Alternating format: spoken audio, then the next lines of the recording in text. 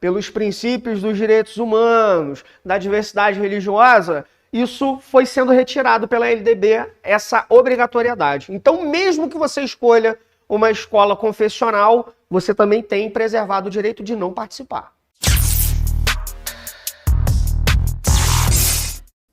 Então, aqui no parágrafo 2º, a gente pode ler o seguinte: o ensino da arte, especialmente em suas expressões regionais, constituirá componente curricular obrigatório da educação fundamental. Então, gente, quem tem pretensão com a área pedagógica, né, nessa banca da Consulplan, já via com regularidade algumas questões abordarem esse tópico, né, da educação artística e também da educação física, que a gente vai entrar aqui no ponto, no parágrafo 3º, né, que tem a ver, inclusive, com a excepcionalidade, ou seja, quando ela não é obrigatória.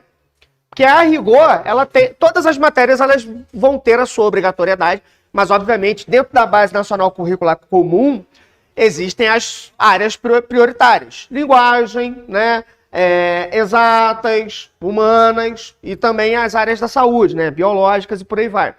E a parte da educação física, pelo fato de começar lá desde a educação básica, lá na mais tenra idade, tem as excepcionalidades. É importante que a gente entenda quais são essas excepcionalidades, né? Então, ó, a educação física, integrada à proposta pedagógica da escola e como instrumento de promoção do desporto educacional e apoio às práticas desportivas não formais, é componente... Não formais esportes que não tenha uma abrangência muito grande. Então, por exemplo, queimada, né? Brincadeiras lúdicas físicas né? Então, queimada, por exemplo, é componente curricular obrigatório da educação municipal, sendo a sua prática facultativa ao educando. Esses pontos aqui são importantes da gente se lembrar numa ocasião de resolução de questão, né? Então, ó, quem cumpra jornada de trabalho igual ou superior a 6 horas diárias está eximido, pode abrir mão, não precisa fazer. Porque a gente pode, por exemplo, imaginar que isso se integre apenas na educação de adultos. Não, de jovens também, porque existe a categoria de jovem trabalhador, né? Como vimos, inclusive, há pouco tempo. Maior de 30 anos, aí não, sim, já é adulto. Então, ele é facultado a ele, sim, né? A possibilidade ou não. Ele pode fazer, ele tem direito, mas é facultativo. Será ofertado, mas ele fará caso seja da sua conveniência. Que estiver prestando serviço militar inicial, ou seja, aos 18 anos, também já na parte adulta, estiver obrigado à prática da educação física. Que tenha prole vem a ser o quê? Filho, né? Um troço meio, enfim, deve ser copiado de alguma outra lei. Porque o fundamento ele é muito irrelevante, eu diria. Mas muito provavelmente foi retirado de alguma outra legislação. Aí, para combinar, né, para ter uma combinação, meteram esse que tem a prole. Tem prole, tá faculdade, não precisa fazer. Isso. Exato. Que tenha prole portador de afecção congênita ou adquirida, ou seja, tenha nascido ou tenha adquirido algum tipo de deficiência, infecção, traumatismo e outras condições mórbidas, determinando distúrbios agudos ou agudizados, né? Tenha nascido ou piorado com o passar do tempo, nos termos da legislação específica, que é a adequação a quem tem algum tipo de deficiência física. Então, é facultado, caso tenha, adaptado, né? Então, passa por um processo de adaptação. Então, por exemplo, um aluno do ensino fundamental que tenha deficiência visual grave, né, aguda, ele é facultado a ele fazer parte da educação física. Optando por fazer, deve se adaptar, né? Deve se adaptar. Amparado pela legislação. Então, por que esse ponto aqui ele é importante? Porque a gente pode se deparar com alguma questão, como eu já vi, e é por isso que eu tirei esse ponto para a gente observar, né? Algumas questões referentes a isso. A obrigatoriedade da educação física, mas exceto determinados pontos, né? Na verdade, o espírito aqui é exatamente saber que ela é obrigatória, mas ela pode ser facultada a algumas pessoas, né? A um rol de pessoas específicas ou em condições específicas, certo?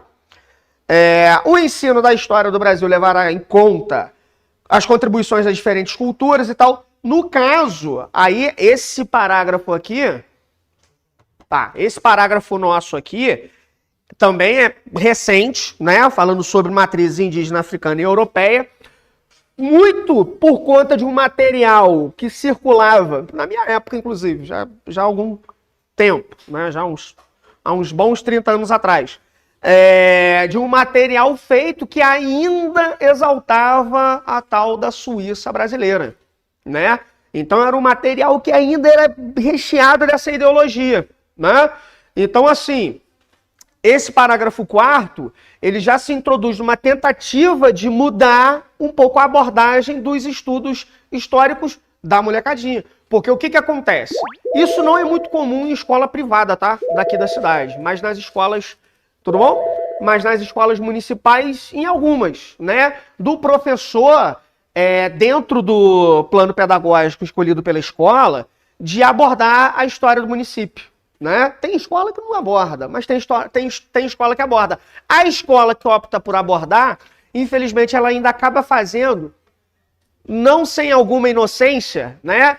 Ainda reproduzindo o imaginário, né, da Suíça brasileira, como se só viessem suíços para cá, como se não tivesse população negra, população indígena, né?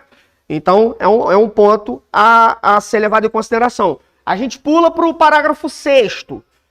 A facultabilidade do ensino religioso, tá, gente? Então, vamos ler o parágrafo inteiro, né? O ensino religioso de matrícula facultativa é parte integrante da formação básica dos educandos e constitui disciplina dos horários normais das escolas públicas de ensino fundamental. Assegurado o respeito à diversidade cultural e religiosa, vedadas qualquer forma de proselitismo. Então, por vezes a gente vê, né, o ensino religioso se desdobrando, sendo convertido, né, a uma catequese, seja lá qual for a profissão de fé do indivíduo. Ela é preservada a todos os educandos. Aqueles que não quiserem fazer, também eles podem não participar desse processo educacional. Até mesmo nas escolas confessionais do município, né? Até mesmo.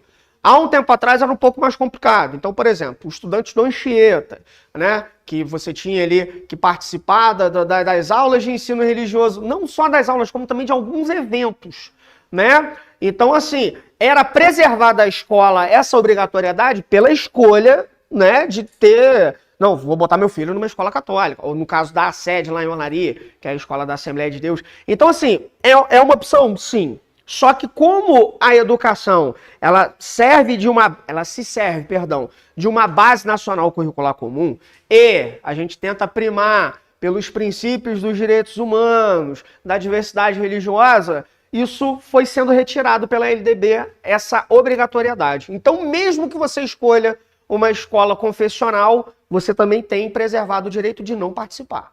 Né? Então você pode exigir esse tipo de direito. E também é tema de questão, tá? Também é tema de questão. Por várias vezes a gente percebe isso. Aqui no parágrafo 9, eu acabei não grifando, né? Mas uma palavra chama atenção aqui, tá? Que é o seguinte: tomará medidas para progressivamente. O que significa esse progressivamente? Em algum momento a gente alcança um ponto, mas esse momento não está dado. Então isso libera o município de quê? De inclusive investir maciçamente no preparo dos educadores para poder trabalhar com esse tipo de audiência, né? Com esse tipo de educando, que é o sistema, né, de linguagens de sinais, né? O sistema... Oi? Pois não. Língua, idioma, né? Teve uma aluna que me perguntou eu fiquei sem saber responder, sinceramente. Se um aluno sai daqui do Brasil, ele vai para um país estrangeiro, ele aprende Libras em português, ele vai para lá, existe um ponto mais amplo de sinais, isso. É a língua americana, pode. Mas não tem um ponto comum de referência? Tem, né? Então, é esse ponto. Eu falei, cara, minha filha, eu sinto muito, mas eu não tenho como te responder. Graças a Deus inventaram o Google. Aí você pode fazer uma pesquisa lá. Universal. Não, tudo bem, até porque se refere às coisas de maneira específica. Mas coisas que existam algum tipo de correlação e referência, talvez o sinal seja o mesmo. Sim. Universal. Pois é. Aí eu falei, ó, deve seguir a especificidade do local, mas deve ter uma série de coisas que sejam comuns, né? Porque não é de origem da distribuição das línguas, desde o latim, do grego, pô, não é a mesma coisa, convenhamos, né? E a forma de se referir a algumas coisas é muito parecida, né? Ó, lá na Santa Doroteia mesmo, a minha turma foi a última que não foi obrigada a ter. Eu não sei nada, eu admito. Admito minha ignorância, não sei. Oi? A turma que veio imediatamente após a minha, já teve, né? Já teve. Não, tenho interesse, o brabo é tempo. Mas é importante, entendeu? Porque é uma coisa que eu não tenho como utilizar e nem faria, porque obviamente eu não sou habilitado para tal. Aí eu acabo deixando pro colega que tem esse tipo de formação, porque, pô, né? Pelo amor de Deus, certo? Então, olha só, vamos lá. Inclusive, mediante parcerias e convênios, houve em algum momento aqui na cidade parceria, inclusive, com instituição religiosa, né? Um amigo meu, ele era formado em engenharia mecânica, né? Mas quis, por A mais B, aprender Libras, aprendeu, né? Ele faz parte de uma igreja batista, não sei de onde, tá? Isso não tem problema também falar, porque ele é meu amigo mesmo, né? E ele passou a trabalhar de maneira contratada pelo município, né? E os membros da igreja dele, né? Tinha ali uns 5 ou 6 que eram formados ali mesmo, né? Fizeram o curso ali mesmo dentro dessa igreja. Então, é aí que entra essa parceria e esse convênio, né? Com instituições públicas, privadas, oferecer formação em língua brasileira de sinais para todos os educandos de ensino. Certo? Tranquilo até aqui? Suave. 482. Aí, gente, olha só, o que acontece, né? Os municípios, por terem, né, características e peculiaridades, né, muito de si, né, tem que ter, em algum momento, o que a gente chama de autonomia pedagógica. Essa autonomia pedagógica, ela se dá pela necessidade de adequação, né, tanto metodológica quanto de tempo. A gente vai chegar aqui no momento que a gente vai ver, por exemplo, sobre a educação no campo, a educação rural, né? Então, por exemplo, todo plano de educação, ele não pode ser estático, ele não pode ser fechado, engessado. Ele precisa ter um mínimo de flexibilidade para exatamente poder ser aplicado naquela região específica. Então, vejamos, olha só. Os currículos das escolas municipais no âmbito do ensino fundamental serão elaborados a partir dos conteúdos mínimos fixados em lei de maneira a assegurar a formação básica.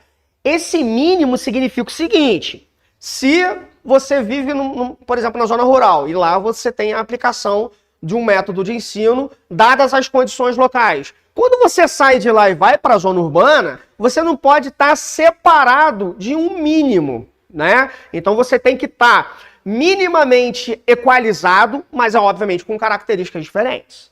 Então, volta e meia a gente recebe nas escolas, vem um aluno da zona rural. Ele traz uma experiência diferente, uma necessidade diferente, mas ele também agrega, né? É daí que vem exatamente a autonomia pedagógica, né? Orientação para o trabalho e respeito aos valores culturais, nacionais, beleza. Direitos humanos, apreço à tolerância, coisas que são importantes, é claro, mas eu vou confiar em vocês, que vocês são capazes de deduzir isso. Então eu não vou perder muito meu tempo nessa parte aqui não, tá bom? Vamos lá, sigamos. Sexologia, olha que tema suave, tranquilo, ninguém briga por causa disso, né? Nem um pouco, tá? Aí, ó, o currículo concorrerá dentro do possível, especialmente artigo 484. Aí sim, voltamos ao meu objetivo inicial, né? No comecinho da nossa aula. nas escolas de tempo integral para alternância entre atividades acadêmicas, esportivas e culturais, e conforme o caso de formação para o trabalho. Isso aí pode vir em forma de questão da seguinte maneira, né? Pelo fato dos municípios serem os responsáveis por essa parte da educação básica, até o ensino fundamental, até o 9º ano do ensino fundamental, é onde a maior parte, hoje, no Brasil, dos estudantes encontram, de alguma maneira, o ensino integral, né? Quando chega no ensino médio, essa integralidade ela começa a ser reduzida, até por conta de uma maior autonomia dos próprios adolescentes, né? E isso tem a ver, inclusive, com a questão familiar, porque pelos mais jovens, né, trazerem, né, uma série de questões, vai largar o moleque no meio da rua, 12 anos, larga na pista, não é assim, né? Supõe-se, subentende-se que o adolescente de 16 anos, que já está no ensino médio, tenha um mínimo de autonomia, né? Mas você não vai esperar a autonomia de uma criança de 11 anos, que está lá no 6º ano, por exemplo, né, do ensino fundamental. Então, essa questão da integralidade do ensino, ela passa a fazer parte de um projeto exatamente da educação municipal, tá? De atribuição do próprio município. Hoje, se eu não estou enganado, um lugar que consegue oferecer, acho que chega a 70% de ensino integral nessa fase, é o estado do Ceará, né? Tive lá, inclusive, em 2018, 2019, eu não estou lembrando muito bem, eu estou com a memória um absurdo, e tive a oportunidade de conhecer algumas escolas que implementam esse tipo de período, né? Do tempo integral. E é bem interessante, né? Isso aí a gente volta a Brizola, volta... O ensino integral não tem pai, tem entusiastas. Alguns entusiastas ficam mais famosos, né? Como o próprio Brizola, inclusive, com os CIEPs, né? Aqui no estado do Rio de Janeiro. Mas não é uma parada que tem pai, né? Tem mãe, tem alguém que inventou essa ideia. Claro que não, né? E aí, não adianta essa integralidade de ensino ser especificamente única e exclusivamente acadêmica. Porque não tem como. É exigir demais do educando numa fase muito, né, muito tenra da sua vida. Aí tem que alternar, né? Atividade acadêmica, esportiva e cultural. Muito parecido, de fato, com o projeto dos CIEPs, né? Até hoje eu lembro, né, de uma fala do Darcy Ribeiro. O Darcy, os CIEPs, eles vão fazer o seguinte: você tem pai e mãe que já trabalham e não tiveram acesso à educação, certo? Os alunos, eles estão na parte da manhã ou na parte da tarde na escola. Levam exercício para casa, mas sem ter a menor possibilidade de alguma orientação familiar, né? Ele volta com a tarefa não pronta, não feita, para que o professor faça no momento de aula. Pô, não tem cabimento um negócio desse. Então, a extensão da educação integral é exatamente também, né? Tirar um pouco, né, dos pais uma exigência que, pô, não é cabível a eles, né? Claro que eles têm que participar, mas você não vai exigir de um pai, às vezes, a resolução de uma equação. Não está no contexto dele, cara, passou, né? Ele vai voltar para a escola com aquela equação por ser feita. Atraso do desenvolvimento escolar, né? O município... Tá, isso aqui pode passar, pode pular essa porra. E aí, curtiu essa aula? Então faz o seguinte, deixa agora mesmo o seu like para fazer com que esse vídeo chegue ainda mais longe e ajude ainda mais pessoas. Inscreva-se no canal e ative o sininho. Aproveite também para poder deixar o seu comentário aqui embaixo. Se tiver alguma dúvida, pode deixar também, que a gente vai estar acompanhando tudo. Valeu?